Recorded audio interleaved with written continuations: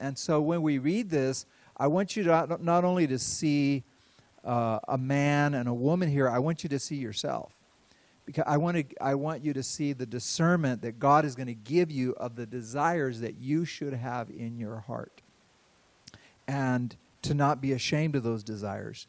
Because God created you. And He created you with the physical body that you have. And He created us this way. And He made not only sex, but the whole process of romance, longings, desires, feelings. All of that is such an integral part of who you are. And so often as Christians, the only thing we can see is what's bad, what's negative, what's lust, what's evil. And what we do as Christians, and I remember the first time I preached this, what we do as Christians is we tell everybody everything that they can't do. You can't do this. You can't do that. You can't do this.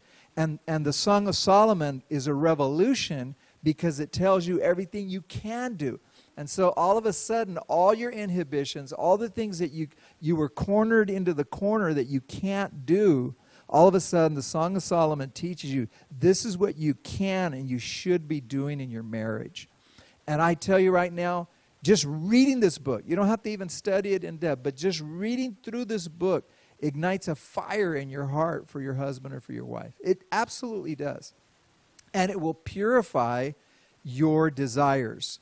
If a person, as I said last week, has a problem sexually with sexual immorality, pornography, all these ungodly thinking, read the Song of Songs. It will absolutely wash your brain and it will get you to start falling in love with your wife or your husband. It absolutely will. It absolutely will.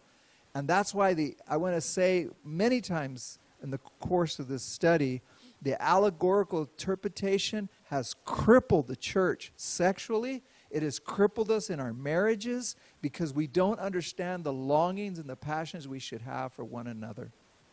And I tell my wife, I go, if this is right, the way this is, I ought to be chasing you around the house whenever you're around. And my whole focus should be on my wife, not on every other girl that looks good and that comes around that looks cute, or for women, any guy. This scripture, these scriptures are holy scriptures from God. And I said last week, repeated again this week, if longings, desires, feelings, sex, if it's to be powerful and passionate, it has to be pure. I'm telling you right now, if it's not pure, and that's one of the answers right there for where passion is lost in a marriage, is the purity element. If it's not holy and it's not pure, it won't be passionate and it won't be powerful. And that's what the Song of Songs does. It purifies your heart. It makes you single-minded for your wife or your husband, and it is powerful. So, with that in mind, I want to go right here and let's review what we said last time briefly, and then say I want to say some main things again here today. There's 117 verses here, and it's all poetry. Many see it as a collection of poems, but nevertheless, it's poetry. And that's going to be important that you know it's poetry, because sometimes they're going to talk about vineyards and myrrh and spikenard and fragrance and all these kinds of things. And you got to understand that it's using poetic language. Okay, it was written by Solomon. I believe it was written by Solomon. A lot of scholars don't agree with that, but I believe it was written by him because whoever wrote this had supernatural wisdom and revelation from God, and Solomon had that. There are many uncommon words in the song, and even in this first chapter, there's words found here, found only one time, and found nowhere else in the Bible. For example, the last verse here of chapter 1, when it starts talking about rafters, that's the only place the Hebrew word there shows up in the whole Bible.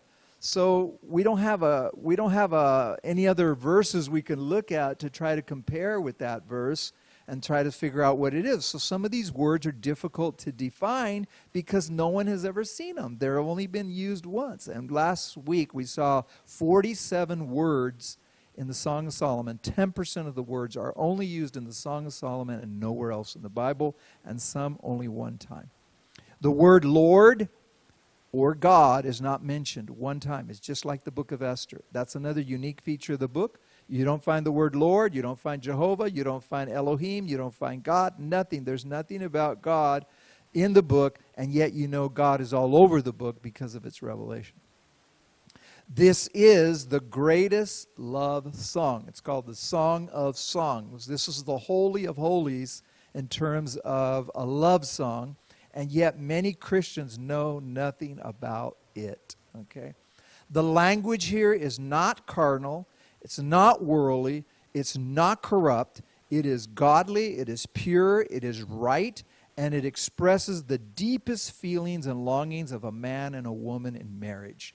I think if we are really, really honest with ourselves, I want my wife to love me passionately with no inhibitions. I don't want my wife to be, I'm afraid, I was hurt, my dad hurt me, my dad, you're like my dad, and I don't like you today, and I'm going to lock the door, and I'm not going to let you touch. I don't want that. I want my wife to passionately love me. I don't want my wife held back, and I don't want to hold back from my wife.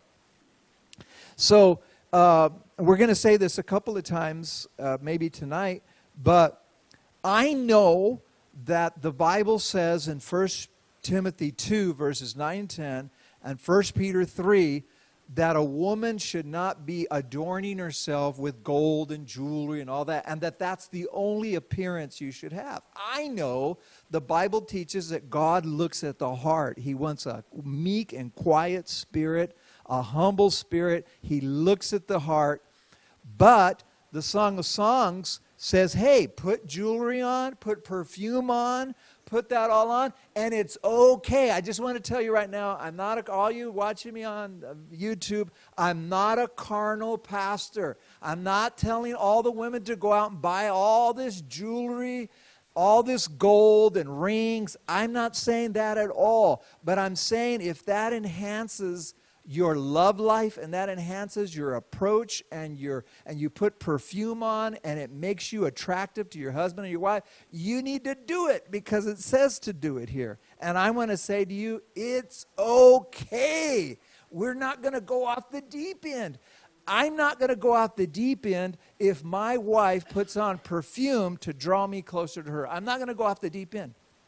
And so I just want everybody to know I'm not carnal. I'm not being worldly. I prayed and I fasted to deliver this message today. So if you think that we're being carnal, it's false. Absolutely, utterly false. And I think so many Christians, women and men, have made everything spiritual, of the Spirit, and yet people are starving for affection. They're starving to be held. They're starving to be hugged. They're starving to be caressed. They're starving to be loved. They're starving for that. I'm telling you right now, all over the world, people are starving for love, and they're going across the world just to have an affair with somebody. That's corrupt. But it just goes to show how people have these longings inside of them. They do, and so do we as Christians. And I said it before, a godly man, Christian man, can be a passionate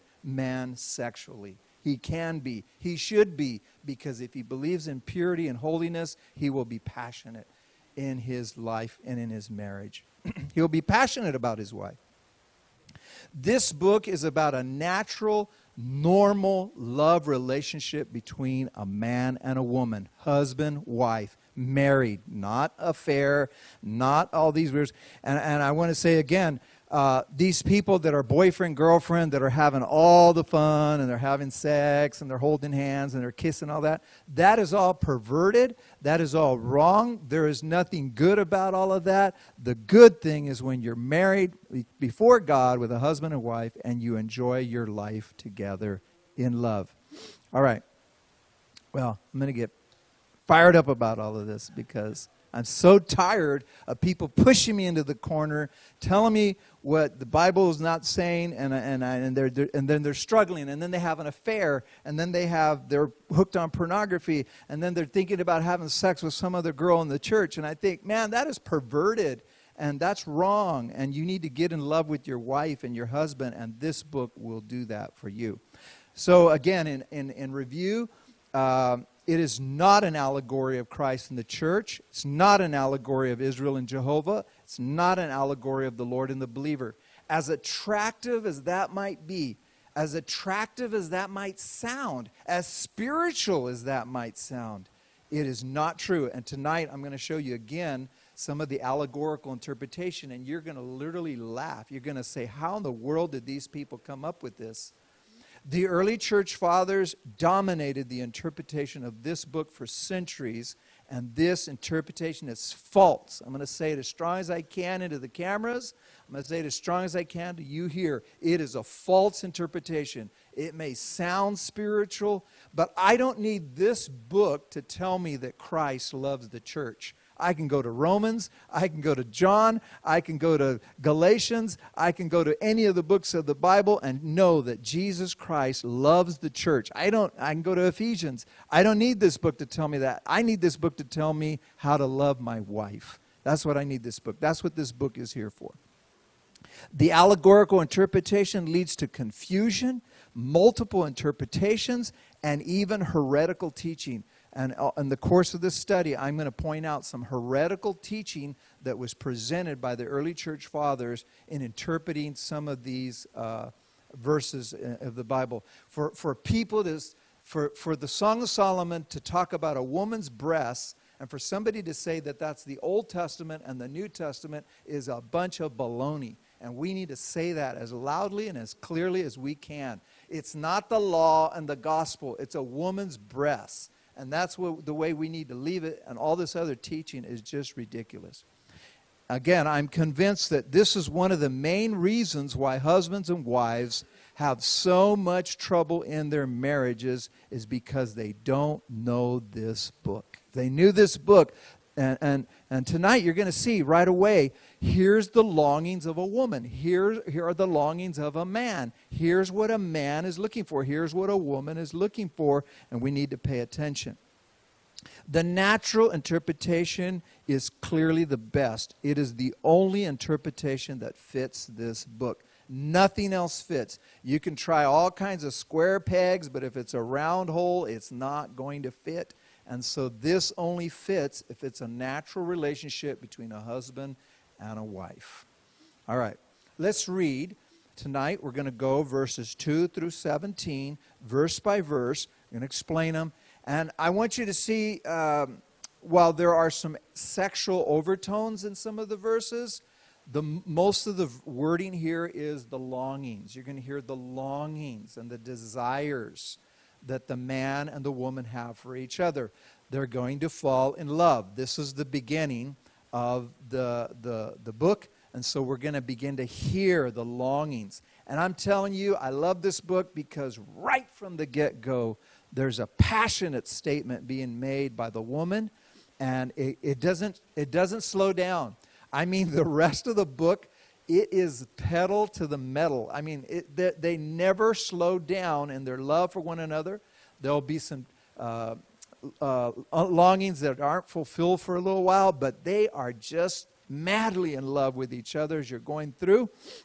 And they're going to really express themselves of how they feel. All the inhibitions are going to be dropped in chapter 4, and it's just going to be a very powerful book. So let's start here with Love Begins, and let's read from the Song of Solomon.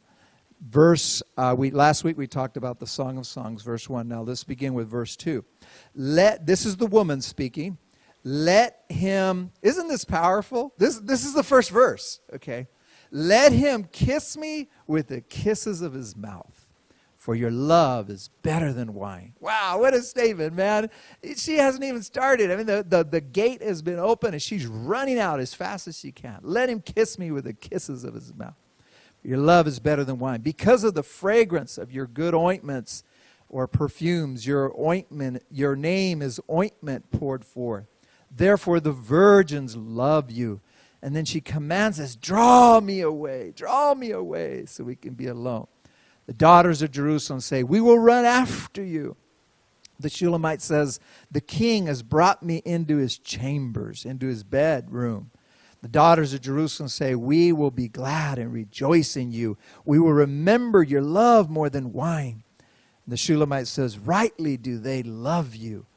And then she says, I am dark but lovely. O daughters of Jerusalem, like the tents of Kedar, like the curtains of Solomon. Do not look upon me because I am dark, because the sun has tanned me. My mother's sons were angry with me. They made me the keeper of the vineyards, but my own vineyard I have not kept. Now this is the woman speaking to the man. Tell me, O you whom I love, where you feed your flock, where you make it rest at noon. For why should I be as one who veils herself by the flocks of your companions? And then the man speaks now. If you do not know, O fairest among women, or some translations say, O most beautiful among women, follow in the footsteps of the flock and feed your little goats beside the shepherd's tents. I have compared you, my love, to my filly or mare among Pharaoh's chariots. Your cheeks are lovely with ornaments, your neck with chains of gold. We will make you ornaments of gold with studs of silver. And now the woman is going to speak for these next 3 verses. While the king, the shepherd, the king is at his table or at his couch, my spikenard, my perfume sends forth its fragrance. A bundle of myrrh is my beloved, my lover to me, that lies all night between my breasts. My beloved is to me like a cluster of henna blooms or henna blossoms in the vineyards of En-gedi. And now the man is going to speak to this. So she spoke about him. Now he's going to speak about her. Behold, you are fair, or you are beautiful. The Hebrew word means you are beautiful, my love. He calls her my love. Behold, you are fair, you are beautiful. You have dove's eyes. And then she speaks to him now, the Shulamite. She says, behold, you are handsome. Same Hebrew word, but we usually don't call men beautiful. We call a woman beautiful. We don't call a man beautiful, so they translate here, you are handsome, my beloved, my lover. Yes, you're pleasant. Also, our bed is green. The beams of our house are cedar, and our rafters of fir. All right, a lot of words, a lot of poetic language being used. Okay, let me start. This first chapter is going to take me a while to get through it because I need to define some ways that we're going to be interpreting things. But starting next week and the following, you're already going to know the background, so it'll be easier to, without me having to define things over and over again. But let's just give you this very important few statements here of overview. So there are 3 characters of the drama. Some commentators say, well, you saw a king in verse 4 and a king in verse 12, but he's a shepherd in verse 7, so there's 2 guys that are after this girl. No, that's not the interpretation. It's a shepherd king, okay? David was a shepherd king. David was a shepherd king for sure. King David was. So it's okay that he's a shepherd. Again, we're using poetry. He's a king. We know Solomon was a king. So there's 3 characters in this drama. One is the woman. She's called the beloved in the NIV, or the Shulamite. And that's, if you have a translation that has those titles across the verses. But in the actual text, only in 6:13 is she called the Shulamite in the actual Hebrew text. The daughters of Jerusalem, you see them here if you saw in your translation, if you have the New King James, it says the daughters of Jerusalem. They're also known as friends. It's a group of women. And just like you women, you have female friends that you like to bounce stuff off. You like to talk to them. You like to run things by them. So the Shulamite has that. She has these women that she likes to talk to she likes to talk to them and find out things about her man that she's interested in. So these women play an important role in the whole discussion here. And then there's the man. In the NIV, he's known as a lover. In the New King James, they call him the beloved. He's a shepherd. He's a king. He's called Solomon. So there's a man, there's a woman, and there's these group of women that speak. And also later on, very small portion in chapter 8, the Shulamite's brothers speak for just a couple of verses. Okay, it's through the Hebrew nouns, pronouns, or verbs that we can identify the characters. So how do we know that it's the woman speaking? How do we know it's the man? Well, when you look at the Hebrew text, you'll know the pronoun you. If it's masculine or feminine, then you kind of know who's talking. And even though we know that, sometimes it's difficult to find out who is speaking, and we'll talk about that as we get to those verses. I want you to always keep in mind, remember this is poetry. It has poetic language. You don't just read it like a natural thing. You have to realize that it's poetry. Another thing to remember is there are a lot of uncommon words here. So some of these words are going to be hard to define for us. Another thing to remember, this is not carnal. This is spiritual. This is holy. This is pure. Another thing to remember, it is sometimes difficult to know who is speaking. Okay, I already said that. But here's what I want us to do. Those of you who are taking this class online, those of you who are here, I want the men to listen to what the woman is saying. And I want the women to listen to what the man is saying. Okay? Because what the woman says is the utter longings and desires of all Christian women. I want to tell you that all Christian women have the same longings that the Shulamite woman has. And I want the men, the women to hear what the man is saying, because you're going to hear what the man is looking at and what he's desiring from a woman. And as you guys all know, what a woman is looking at and what a man is looking at are two totally different things. And if the man can understand what the woman is looking at and the woman can understand what the man is looking at, it makes your marriage so much better and easier to understand. Because if I know what my wife wants, then I'm not just going to be looking for my own desires to fulfill. I'm going to try to fulfill those desires for her.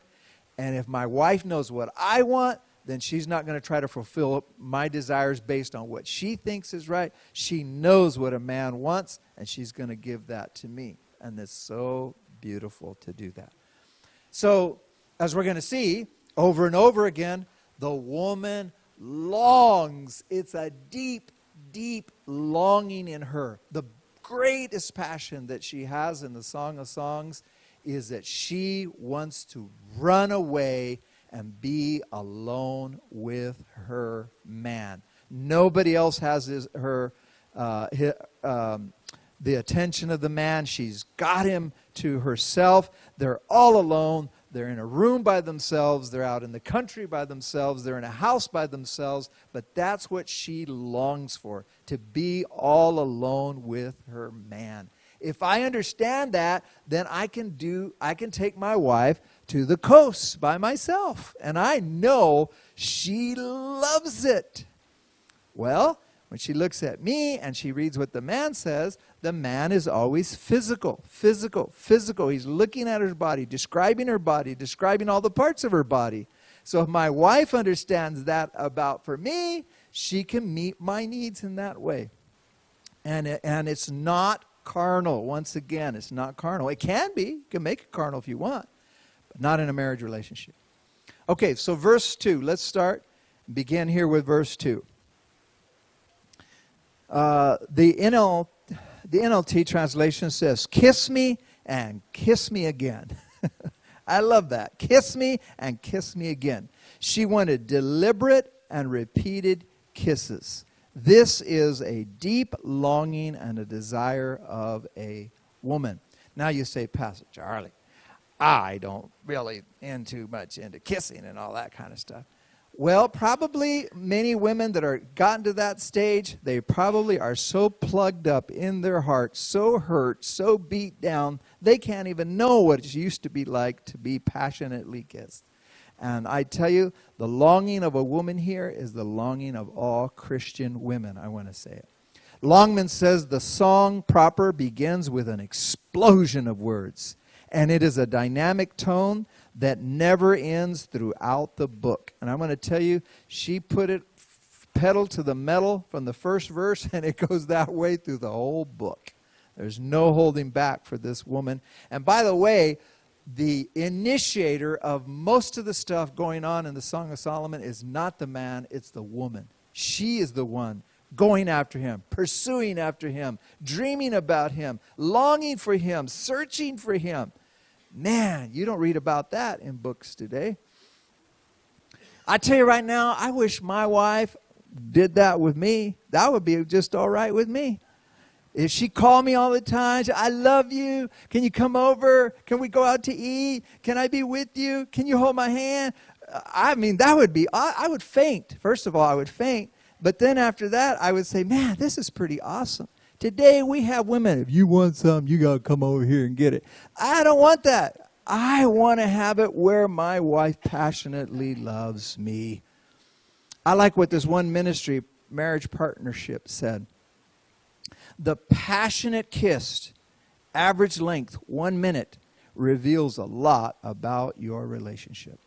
Considered even more intimate than sex, passionate smooching is one of the first things to go when spouses aren't getting along. I'm going to tell you right now, when you get into this book, you will do some passionate kissing with your wife. And I tell you what, right now, it's okay. I'd rather be passionately kissing my wife than somebody else. I tell you that right now. So, you want your marriage to stay on fire? Do some passionate kissing. Kiss for more than no peck on the cheek. We're talking about really kissing. All right. You have the notes. I'm on top of page 2. Gledhill, one of the commentators, said when he describes this section here, the first 3 verses are the Shulamite speaking. It says, these are the deep yearnings of love. And it is. He also says this, the girl is giving vent to her deepest feelings. She wants to be touched and to be held, not just as an object of a desire, but because she wants to be stirred to give herself to the one whom she loves. That's what she's wanting. She's wanting to be stirred up so she can completely give herself to the one that she loves. Where there's no inhibitions, you're not held back, you're giving yourself fully to the man. The United Bible Society translator says the young woman was asking for an expression of real intimacy. How I long to be kissed by him. That was her longing. She was wanting him to kiss him. Wiersbe says, first she speaks of him. Let him kiss me with the kisses of his mouth. And then she speaks to him. Your love. Personal pronoun, your love is better than wine to me. So she yearns for expressions of his love. You guys may know the poet, very famous poet, Alfred Tennyson, an English poet. He wrote a line in one of his poems where he said, speaking about a man and a woman, he says, our spirits rush together at the touching of the lips. And I like that. I want to tell you right now, that stirs passion in a marriage relationship is the kissing that goes on. So, all you who are married, have at it with kissing. Amen. Okay. Isn't it amazing? You guys ready for this revelation? This is so simple. But I did not even know how to kiss my wife. Do you know that's how dumb we are? We don't even know how to kiss. And the Song of Songs is going to teach you how to kiss a woman. And guess what? The revelation that's there, it's coming from the woman to the man. She's telling the man, here's how I want you to kiss me. Okay? And so when I first read this, I thought, are you serious? all this time I've been kissing my wife the wrong way? When I did the Song of Solomon, I had been married almost 20 years, and I hadn't kissed my wife right one time. And I thought, man, you are sad. You are a sad example. We are told how a woman likes to be kissed. So pay attention. Men, those of you who are watching, pay attention to this. She's going to speak to the man and says, this is the way I want you to kiss me. And it's how we hold her. Chapter 2, verse 6. This is the woman speaking. Let his left hand be under my head, and let his right hand embrace me. So, put your arm around her here, push her close to you, and then get her your other arm and bring her head to your face and give her a really hard kiss. Isn't that amazing? This is a revelation coming to us from the Lord of how to hold a woman when you kiss her, because we don't even know how to do that. In chapter 8, she repeats it again, verse 3.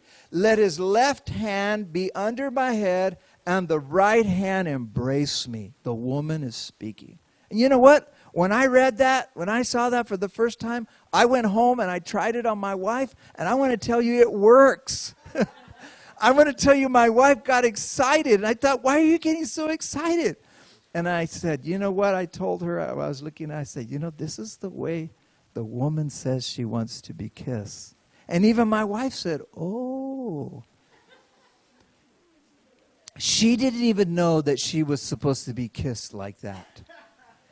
Can you believe this? No, I'm trying to say, I'm trying to be funny, but I'm trying to say something serious here. Can you believe that this is a revelation from the Lord, teaching us how to even do the simple things in our marriage relationship? Well, this afternoon, I have to tell you this, kind of funny. I told Irma, because here I was studying Song of Songs again. And I walked out of my office, and she was over there sitting down, reading the newspaper or something. I said, my love, your love is more beautiful than wine. She says, oh, get over it.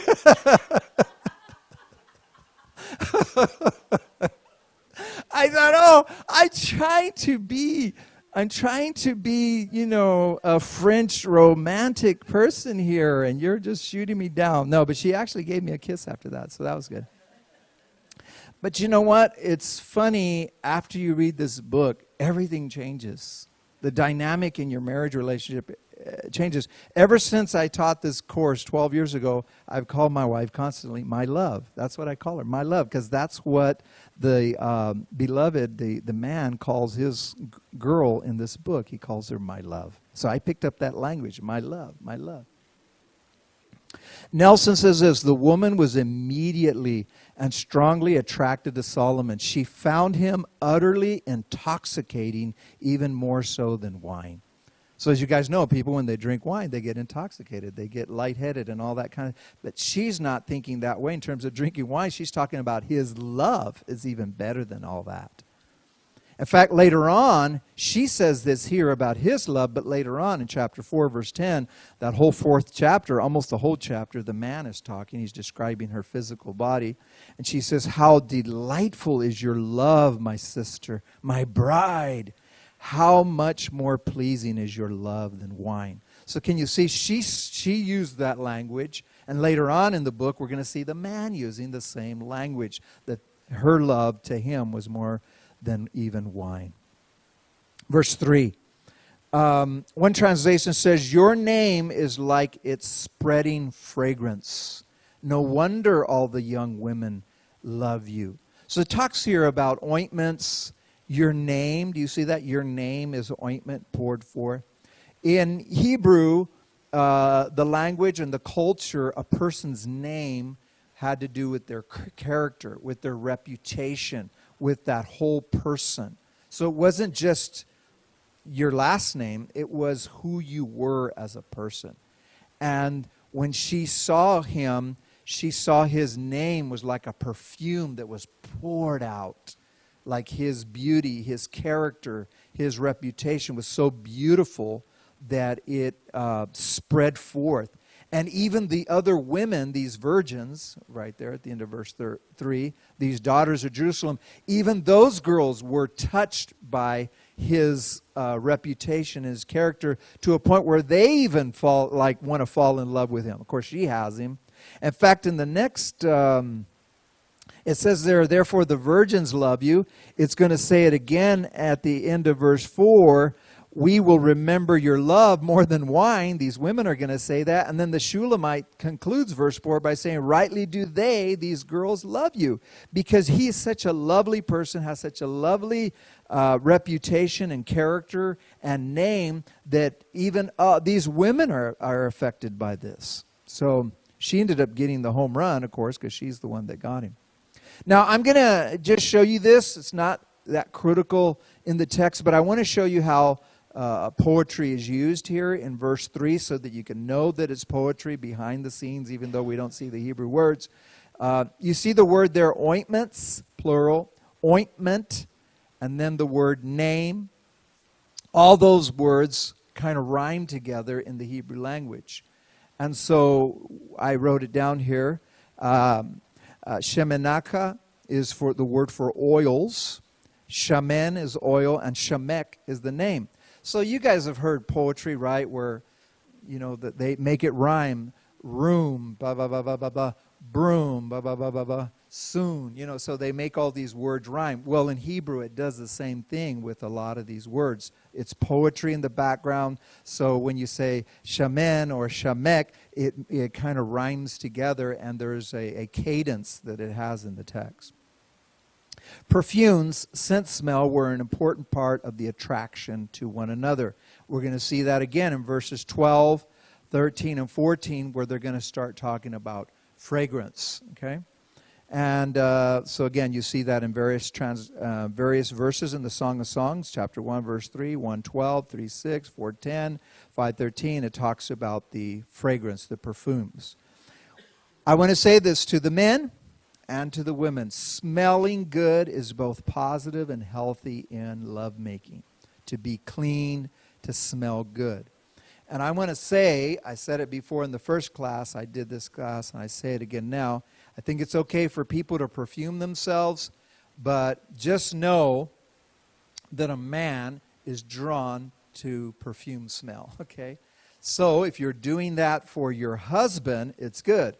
But if you're just throwing on a lot of perfume and drawing the attention of a lot of men, that's not good. So I think when men with their wives, men and women get together, they should be clean, they should shower, they should shave, put on aftershave, put on Old Spice, put on whatever you need, but you need to smell good, because these guys come home dirty and smelly. Your wife doesn't want to smell your underarms. They don't want to smell your body. They want to know you're clean shaven and not half beard on you. So we need to be positive in this way.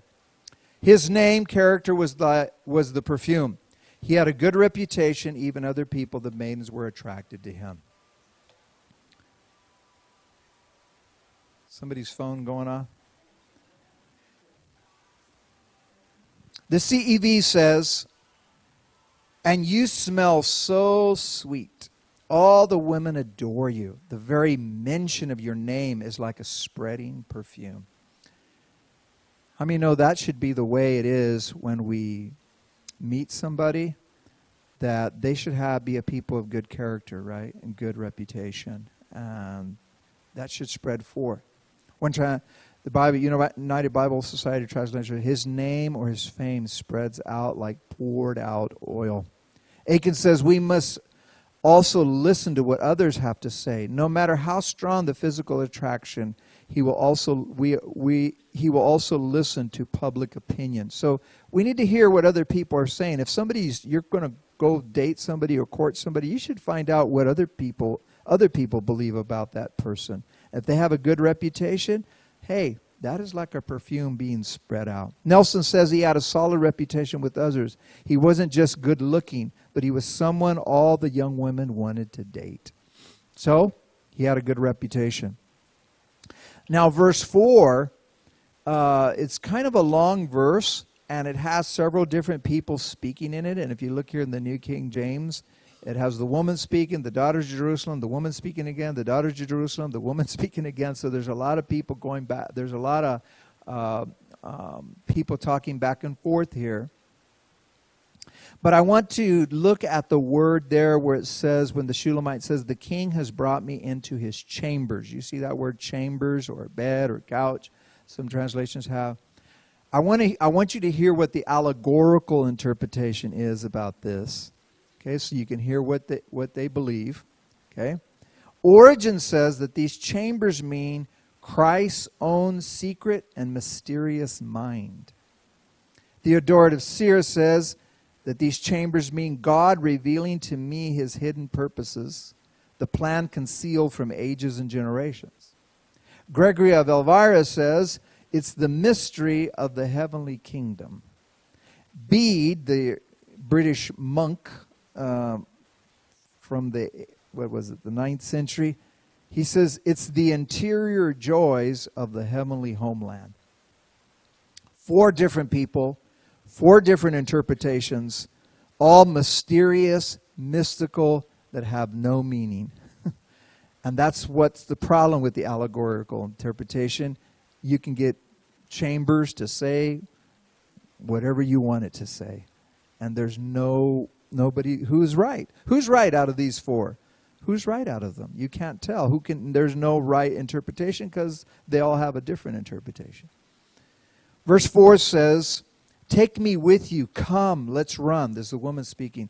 The king has brought me into his bedroom. The ERV says, take me with you. Let's run away. The New American Standard says, draw me after you. He's talking to the man. Draw me after you, and let's run together. In this context, we note the woman's longing for her lover to carry her off where they can be alone. I want to tell you, that is the number one desire of the woman throughout the Song of Songs. She wants to be drawn away, pulled away, taken away by her lover so that they can be all alone together. That's what she wants. Gledhill says she wants him to seize her and run off with her so that they can be alone together in the seclusion of his private chambers. That is the deep longing.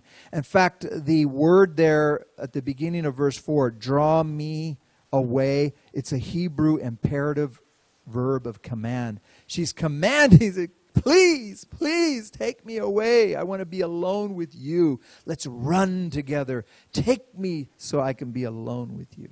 That is a longing of a woman's heart. And as I preached not that long ago on the Song of Songs from our church, I think it was last year, I was preaching on it. And today we have men, the only thing they think about is ESPN and football. That's all. They come home and they turn it on for 5 hours. And when they talk to their wife, all they talk about is sports and the World Series and baseball and basketball and who's winning and their hearts are somewhere else. And the woman knows it. The woman knows it. Their minds are on work. Their minds can even be on ministry. Their minds can be on sports. But their minds are on everything except the wife. And the wife is sitting there longing for him to just, let's get away together and alone together. And man, the men need to hear what the woman is saying here in the Song of Songs. Top of page 3 here.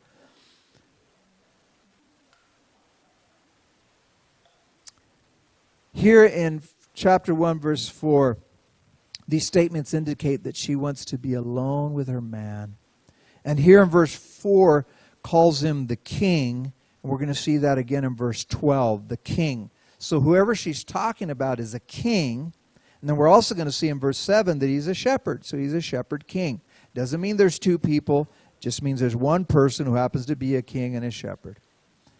These virgins that you see at the end of verse 3 are these daughters of Jerusalem that we see speaking here. And they're mentioned also in verse 5 in the text, O daughters of Jerusalem. So these virgins, also known as maidens, are the daughters of Jerusalem, and the NIV calls them friends. So 3 times, as I pointed out, verse 3, the virgins love you. Verse 4, we will remember your love more than wine. And then the Shulamite says, rightly do they love you. Even these women, though they can't love this man, like the Shulamite can, they love him. They think he's such a great guy that they are even falling in love with him. Verse 5. For the first time in the song, the girl gives voice to her insecurities, her fears, and her self-doubts. Okay? And who is she speaking to? She's not speaking to the man. She's speaking to who? The daughters of Jerusalem. So she goes over to these women, these group of women, the daughters of Jerusalem, and she starts telling them, don't look at me, I'm dark. She doesn't like the way she looks. Okay? And so she's speaking to the daughters. She doesn't like the way she looks. These tents of Kedar that are mentioned here, they refer to the dark, beautiful black goat hair used to make these tents. So she's saying how darkened she is. And she's been darkened by the sun. She's been working out. She's over-tanned herself. She didn't put on enough lotion or whatever, but she's over-tanned, and she doesn't like the way she looks. And by the way, that's going to be a big deal with women. So many women do not like the way they look. Jerusalem is also mentioned here. It's going to be mentioned mostly. It's talking about the daughters of Jerusalem, but one time, chapter 6, verse 4, it's actually going to be talking about the city of Jerusalem. Now, I want you to notice something. She says, I am dark, but lovely. And then she says it again in verse 6, do not look upon me because I am dark. It's not saying that she's a black woman. It's saying that she's dark, okay? And it tells you why she got dark. The verse 6 tells you, because the sun has tanned me. Made her dark somehow. She didn't like the way she looked because she got dark-skinned. And it's not because of her race. She became dark because the sun darkened her. She became very tanned. And Achan says this, how a woman thinks she looks is extremely important to her. It goes to the very foundation of her self-worth. But men, we must understand that what she thinks about how she looks matters more to her than what you think about how she looks. How many of you men found that to be true? You'll go tell your wife, you're beautiful. No, I'm not. You're a beautiful woman. I'm ugly. No, you're a beautiful woman. So she'll always overrule you because she's convinced that she doesn't look good. Not only is she burned by the sun, but she's also burned by her mother's sons. She doesn't tell us why they were angry with her, but they were. And in the Song of Songs, sometimes, because it's going to refer here to vineyards, they made her keeper of the vineyards. She says, but my own vineyard I have not kept. Sometimes when they'll go to a garden, but in the next verse, the woman will be the garden. And sometimes they'll go to a vineyard, but then shortly after that, she is the vineyard. So again, we're dealing with poetic language in a lot of these texts. But I do want to stop and talk about this here. Let me go to the next slide here. Achan says the vineyard is a metaphor for the woman's body. Proven says she has not taken care of her own vineyard, a reoccurring metaphor throughout the song for her own person.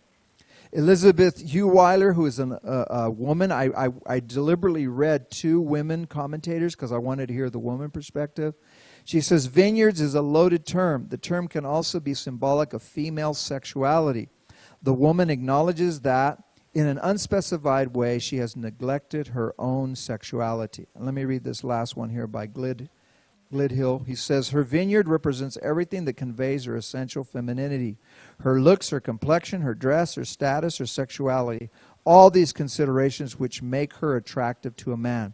In these verses, we are brought face to face with the problems of our own self-image.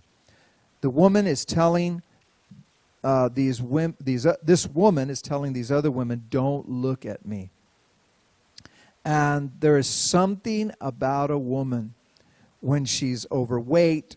There's something about her body that doesn't look good, her hair, her teeth, her eyes, or whatever, that she gets down on herself. And she can be sometimes a very beautiful woman, but in her heart she feels beat down. She maybe has gotten abused, may had a bad relationship in a previous marriage or a previous friendship or boyfriend, and she can have a very, very negative view of herself. Now, I want you to notice here in chapter 1, verse 6, she doesn't want anybody looking at her.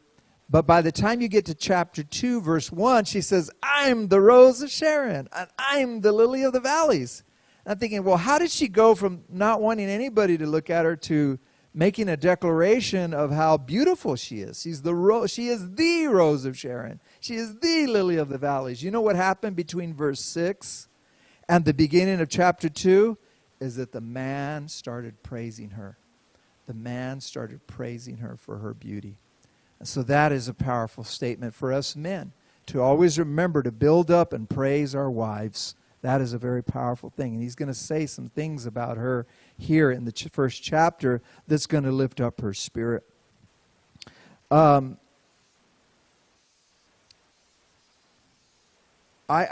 need to say this, that there are women, Christian women who know the Lord, that if they're overweight or they have something that they don't like about their body or their personality, that will bring them down into the dumps.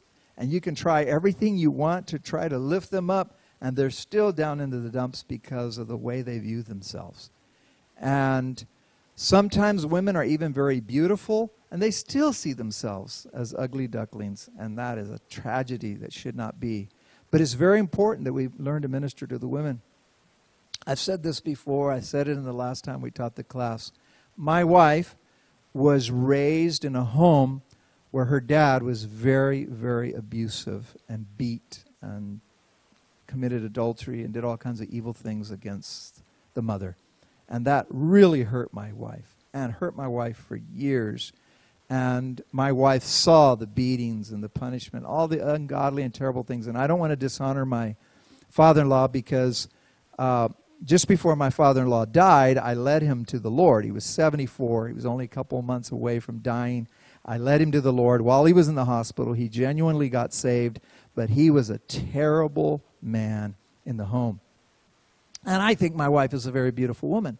I still think she is. She's more beautiful today than she was when I married her. She's a very beautiful woman. But from the beginning, I used to tell Irma, you are very beautiful. She goes, don't tell me that. You are a very beautiful woman. I told her that every day. You're a very beautiful woman. No, don't tell me that. What do you want? She would say stuff like that. No, I'm not. Stop saying that. Over and over. You're a very beautiful woman. I love you. You're a very beautiful woman. And when I would sit down at night to go to bed, I would tell her, you're a very beautiful woman. She goes, don't say that. Stop saying that. You don't need to say that. Stop saying that. Don't say that about me. So I did this for 10 years. I did this for 10 years. I kept telling her, you're a beautiful woman. You're a beautiful woman. You're a beautiful woman. And finally, one day, about 10 years later, I said, you're a beautiful woman. And I was expecting the usual, don't say that, stop saying that, you don't need to say that, I'm not that way. She said, thank you. I think I fell out of bed. I fell out of bed. I just fell right out of bed like that when she said, thank you. And you know what? Isn't it amazing, even though my wife's a beautiful woman, how she thought about herself because of what she had to live through and what she felt about herself. And she was unloved by her dad, and she was an unloved woman growing up, and it just messed up a lot of the girls that were raised in that home. But I want to say to you that we need to praise our wives. Verbally praise them, mean it, say it, declare it over their lives. I think it's a very powerful thing to do.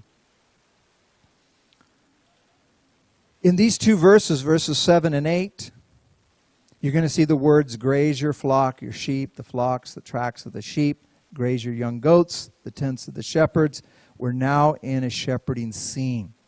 So obviously he's not only a king, he's also a shepherd. And it talks about a rest at noonday, which is a siesta. That's basically what it is. She wants to know where he is, where she can find him. Tell me, O you whom I love, where are you? We need to back up away from the poetry, trying to figure out all the details, and just look, what does she want? She wants to find out where he is, where he's going to be laying down next to a tree in the shade for a siesta. Why? Because she wants to be there. Can you see that? Okay, so you don't have to get into all the detail of what it's trying to say. She just wants to be where he is. Okay?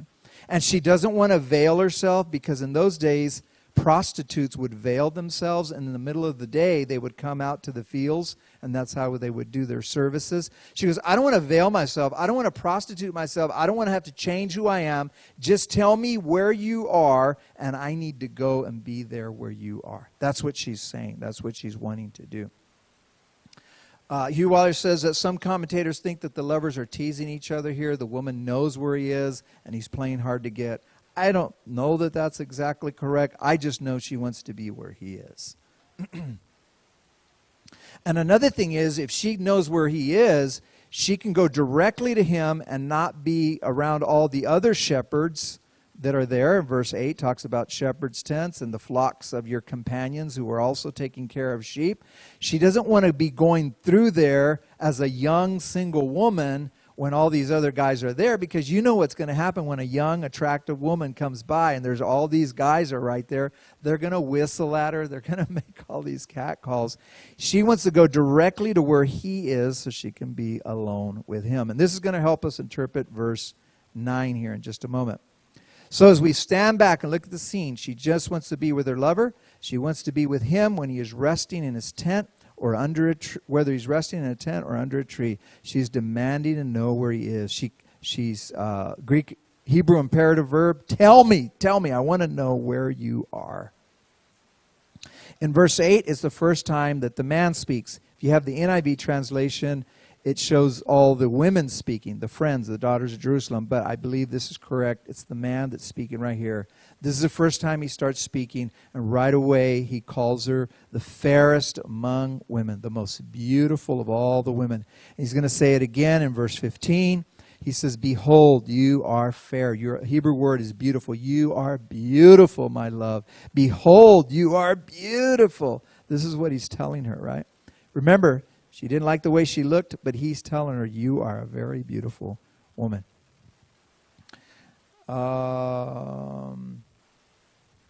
So the NEC says you are the most beautiful of women. You are the loveliest, is what he's trying to say.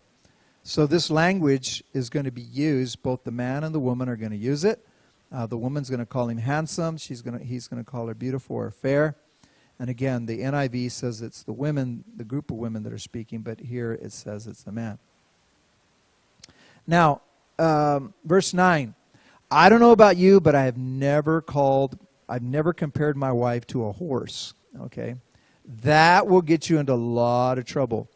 He says, I compare you, my love, to a horse, a filly, a mare. The filly of the mare, of course, is a female horse among Pharaoh's chariots. And when I first read this, I laughed. I go, boy, if I said my wife, if I walked up to her and I go, you know what, sweetheart, you are like a mare as part of Pharaoh's chariots. You know what? I will be sleeping on the couch for the next 2 days.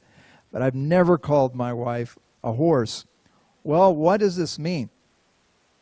Well, all of the horses that were used in Pharaoh's chariots were stallions. They were all males. And in the very rare chance that a mare, a filly, a female horse was allowed in, it meant that she had to be the most beautiful, the most lovely, the most just stately female horse in order to be part of Pharaoh's chariot. So what he's actually doing, he's saying, you are the most beautiful. You're like a stately horse, even a royal. You're part of the royal chariot that's taking Pharaoh around.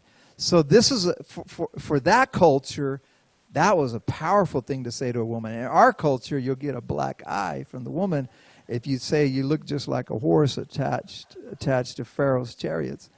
But not in that one. Also, if you brought a mare in among stallions, it excited them, right? Because she has a certain scent which draws the stallions to her. Just exactly what would happen if she was among all these shepherds and she showed up as a single woman. It would cause a lot of excitement. You are as exciting, my darling, as a mare among Pharaoh's stallions. So the NLT actually kind of gives you the definition. My love, you are as beautiful as one of the royal horses of Egypt. It's basically what it's trying to say. Proven says Pharaoh's chariots were typically drawn by stallions hitched in pairs. A mare placed among them would have caused great disruption and distraction as her scent or her mere presence was detected.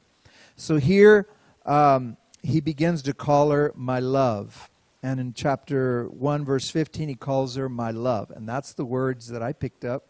And that's the words I've been calling Irma for the last 12 years, is my love, because I picked them up right here. It says it over and over again. Calls her my love or my darling, the NIV. So all of you have terms, right, of endearment, sweetie, love, sugar, honey, darling, beloved, doll. I don't know what you guys call them. Huh? Piojo? What did you say? Viejo? Oh, no. Yeah. Well, we all have these terms of endearment. And so I like my love. That's a beautiful phrase to me. There are earrings, jewels, gold, and silver mentioned in the next two verses. There's a simple elegance here. He is admiring her beauty, especially her cheeks and her neck. So one of the things you want to notice right away, what is the guy looking at? Verse 10, he's looking at her cheeks and he's looking at her neck. And when we get to chapters 4, 6, and 7, where the man starts talking a lot, you're going to notice that all he talks about is her physical body. That's the way God wired men. Hate to say that. I know it sounds carnal, but in a marriage relationship, we need to know that that's the way God has wired the man. There's this added touch of beauty through jewelry, right? So they're going to put ornaments, earrings, chains of gold on her neck, makes her even more beautiful. Can that be gaudy? Yes. We know people that have put a lot of stuff on that looks gaudy. But if you do it in a simple, elegant way, it makes a woman even more. It brings out her beauty even more. Obviously, men are attracted to the physical body. Verse 15 is going to start talking about her eyes. So it's the cheeks, the neck, and the eyes already just in the first chapter. A woman's body becomes a center of attraction for the man, especially in chapters 4, 6, and 7. We're going to cover those in the next few weeks. How lovely are your cheeks, the NLT said. Your earrings set them afire. How lovely is your neck, enhanced by a string of jewels. The New Living Translation Bible says, it's a paraphrase, how stately your neck with that long string of jewels. The United Bible Society translators say, your face is beautiful with jewelry, your neck with the string of beads. Lidhill says, the sole intention of the gold and silver is to make her yet even more royal. Her beauty is enhanced by the jewelry with which he will adorn her. So, that's beautiful. It's a beautiful thing to see a woman elegantly, simply putting on some simple things that makes her even more royal, more beautiful. In the next three verses, verses 12, 13, 14, the woman is going to speak. And the whole text there of these three verses deals with fragrance, perfume, spikenard, myrrh, cluster of henna blossoms or henna blooms. So it's talking about the scent, the smell. The ERV says, the smell of my perfume reaches out to the king lying on his couch. My wife puts on a little bit of perfume. She sprays a little bit. Ugh, that just draws me to my wife. It doesn't draw me away from my wife. It draws me to my wife. And you guys already heard my story that years ago when I had a girlfriend, I tried to give her that perfume called Charlie, and it didn't work. She turned me down. So there's a perfume called Charlie. It smells really good, but the girl I offered it to, she didn't want it. So I struck out. While my king lay on his bed, my perfume filled the whole air. So right there, see, the king was on his couch, on his table, and her perfume was sent forth like a fragrance so he could smell it. What is it? What are we dealing with again? Again, she's trying to draw him to her. That's all she's doing. She just wants him. That's what her desire is. She was trying to draw him through scent, his sense of smell. And as you go through, especially in this first chapter, you see how the Lord uses the senses to draw people to one another. In verses 13 through 14, she was expressing exactly what he was to her. You see that? It says, verse 13, what my beloved is to me. Verse 14, what my beloved is to me. So she's describing what he is like to her. That's the description. The NIV says, my lover to me. This is what he's like. And so she gets this little bundle, this little sachet of myrrh, puts it right here on her breast, between her breasts. And you guys know that, right? The little sack, a little bag of myrrh. What does it do? It permeates her whole person with that scent, with that smell. And if it lays all night on her, that's what she wants for him to do. Not only to lay all night between her breasts, but the whole scent, who he is, what he represents, everything, she wants that to permeate her life. So the myrrh resting between her breasts also speaks of the special place Solomon had in her heart. So this speaks of the closeness that she was wanting with him.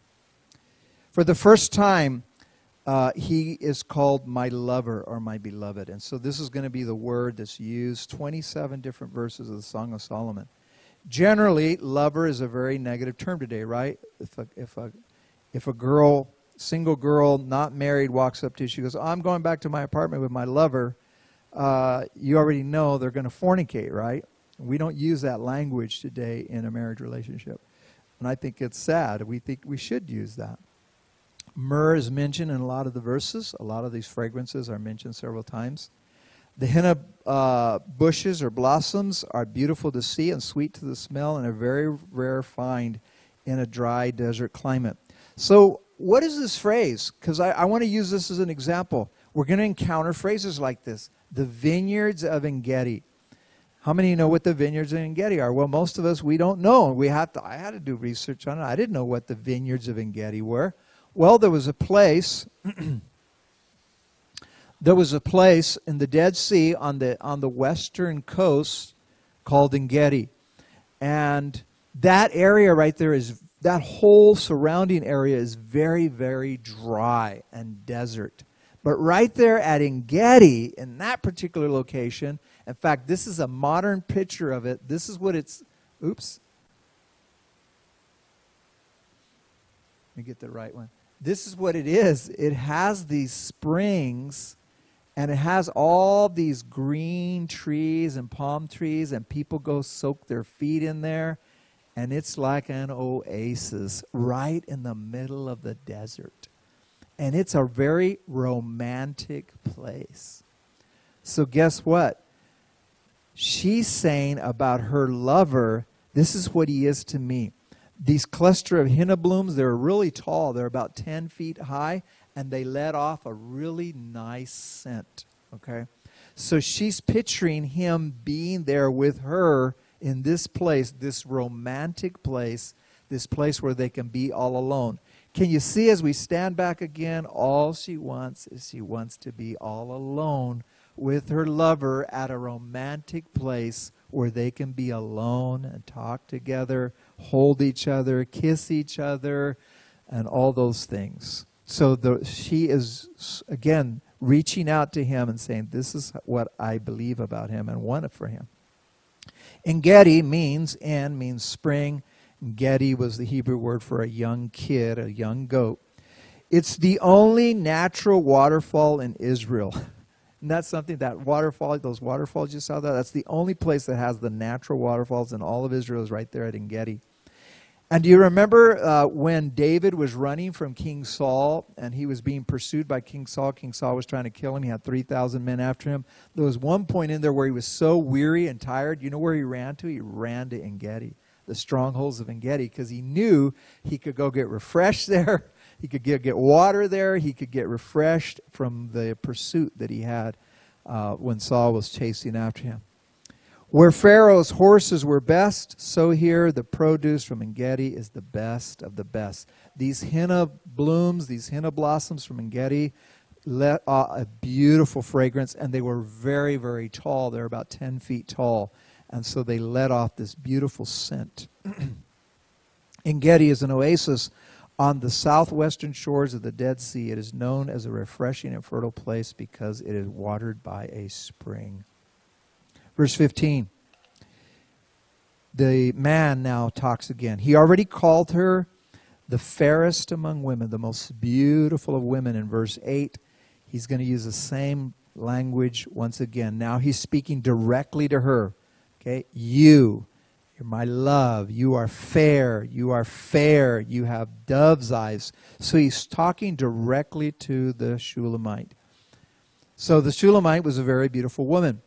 The Friends call her the most beautiful of women. In the chapter 4, when we get over there, starting with verse 1 all the way down through verse 16, the man's going to speak for 16 verses. And here's how he starts out. How beautiful you are, my darling. Oh, how beautiful. Your eyes behind your veil are doves. Basically the same language that he uses here. How many of you found that men do not have a big vocabulary of romantic words? You know, yeah, I like you. That's it, you know. They're like a caveman, you know. We don't have flowery language. We're not poetic. We don't have all these flowery words, you know. We like you. That's all we'll say, you know. You're fair. You're beautiful. Well, he keeps repeating these phrases throughout, but he is always drawn to her beauty. Isn't it interesting? I think this is interesting. I don't remember where I got this from, so I couldn't quote where the source was, but we never see or hear the words, I love you, in the Song of Songs. Isn't that interesting? The greatest love song, and you never hear, I love you. But here's what we do see, is we always hear the person who is loving somebody else magnifying the other person. So the woman magnifies who the guy is to her, and the guy is magnifying her. So it's not about what we think we're doing, it's about how beautiful they are to us. And that's the way it is right here, right? He doesn't say, oh, I love you. I love you. No, he says, you are fair. You are fair. You have dove's eyes. And you're mine. So they love each other not based on self, but as is wholly dependent upon the other. Last page, and we're going to finish here. Verse 16. Beautiful in verse 15 is the same Hebrew word as handsome in verse 16, except it is in the masculine gender. So now she looks at him. He said, behold, you are fair, my love. And she says, behold, you are handsome. Same Hebrew word, fair and handsome. Beautiful, you're beautiful, my beloved. Yes, you are pleasant. Really, really like you. I really, really love you. So he admires her beauty, and she admires his charm. The NLT says the soft grass is our bed. And it talks about there that their bed being green. I don't know about you, but I don't have a green bed at home. Again, we're using poetic language. And what we're going to see is that they're going to have cedar. What does it mean there? The beams of their houses are cedar and the rafters are fir. Well, what most commentators say of this poetic language is that they are outside. They're out where the grass is green and there's trees is the roof and they're out among the trees. So it's this beautiful place where they are all alone. So this verse and the next one, it appears that they are lying outdoors in the grass surrounded by trees. The ERV says, you are so handsome, my lover. Yes, and so charming. Our bed is so fresh and pleasant.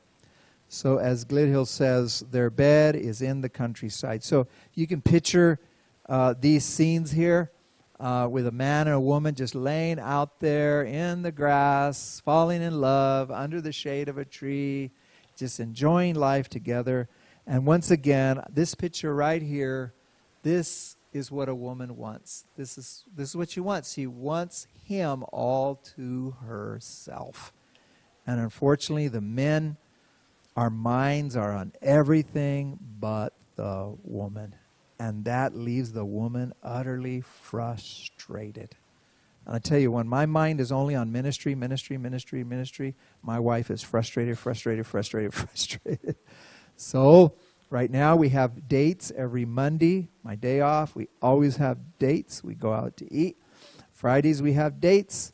Sunday after church we have dates because I got to get my mind just off ministry, and get my mind on my wife. You know, that's what she desires. That the woman is speaking here. This is what she wants. They're lying together, Glid Hill says, in this green sward of the forest, a bed of the forest with a canopy of evergreen fir and cedar trees above them. Then CV says, cedar trees form our roof. Our ceiling is made of juniper wood. The Living Bible paraphrase says, lying here upon the grass, shaded by the cedar trees and the firs. Oh, man, take your wife to Woodward Park. Take your wife to Shaver Lake. By yourself, away from everything. Leave your cell phone at home, and your wife will be one happy lady. Concluding the last slide here, they are evidently to be found lying together on lush foliage out in the forest where the only roof beams are the cedar trees and the only rafters are the firs. All right, so we've started. It won't take us long for us to get going in the next chapter because now you know the foundation of how we're interpreting these things. So the next chapter, they're going to fall even deeper in love, and they're going to magnify one another and speak lovingly of one another in chapter 2. All right. Any questions, comments, or concerns?